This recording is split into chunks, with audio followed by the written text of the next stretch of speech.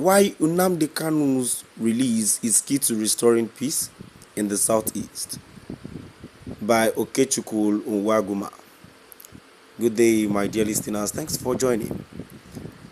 I bring to you a fresh details coming to your listening ears today. Kindly please ensure you like, subscribe to this channel and share.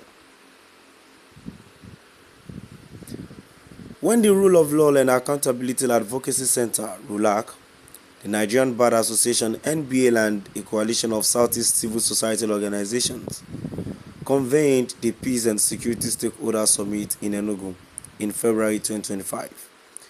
The discussions were frank, evidence-based, and forward-looking. Participants critically examined the intersections of security, human rights, civic space, and development in the beleaguered Southeast. One of the most recent recommendations that emerged was clear: the release of Nnamdi Kanu is essential to reconciliation, reduction of violence, and the pursuit of lasting peace in the region.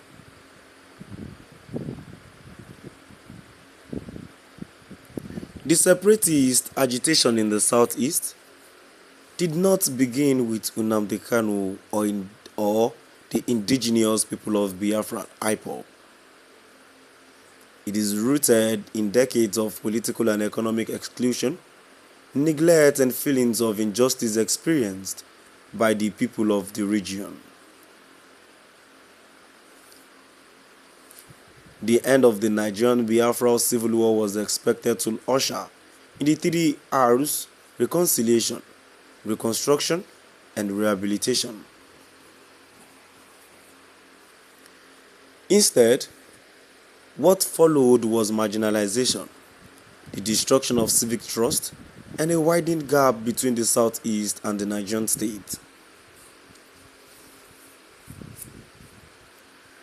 IPOB's agitation, led by Nnamdi Kanu, represents a political expression of these long-festering grievances, and because it is political, it demands a political solution, not a militarized or punitive one.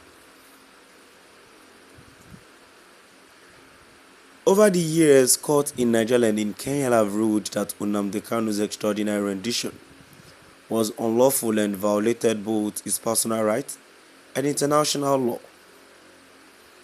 Nigerian courts have also ordered his release, yet the federal government has refused to comply.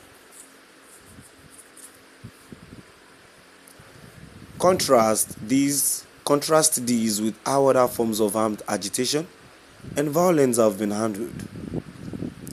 Leaders of militant groups in the Niger Delta were granted amnesty and rewarded with contracts, employment, and scholarships abroad. Sunday Igboho, who championed the Yoruba self-determination cause, was released. The federal government was held open negotiations with so-called repentant bandits, many of whom have killed, kidnapped, and destroyed communities, even allowing them to attend peace meetings, heavily armed and dictating terms.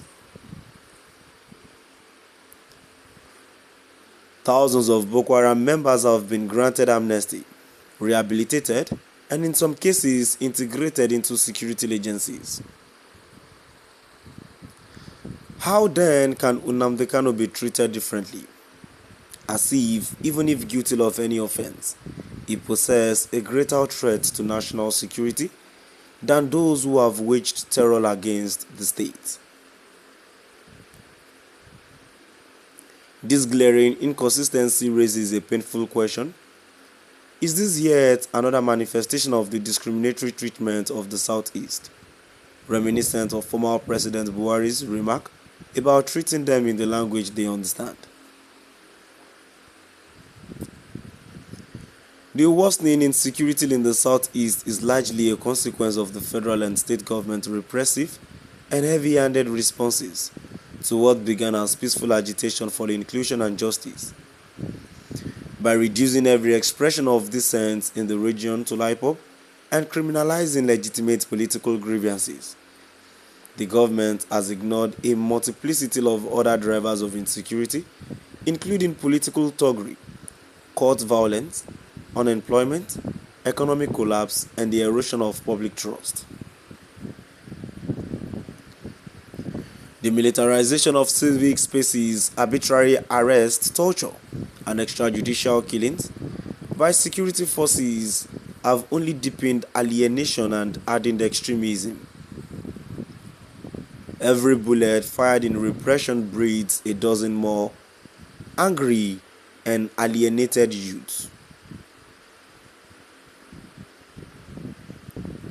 Those calling for Nnamdi Kanu's release are not doing so out of blind loyalty or endorsement of his rhetoric. They are calling for common sense and justice. His continued incarceration, despite multiple court orders and appeals from well-meaning Nigerians, political leaders, and traditional rulers, has become both a legal and moral scandal. In the face of the government's open negotiations with terrorists and violent criminals, the refusal to release Kanu reinforces the perception that the Southeast is treated under a different set of laws and standards. This sense of injustice continues to fuel anger, resentment, and insecurity. My dear listeners, now we've come to the end of our today's news. Please do drop by at the comment section and let us know what your view is all about. Thank you for listening.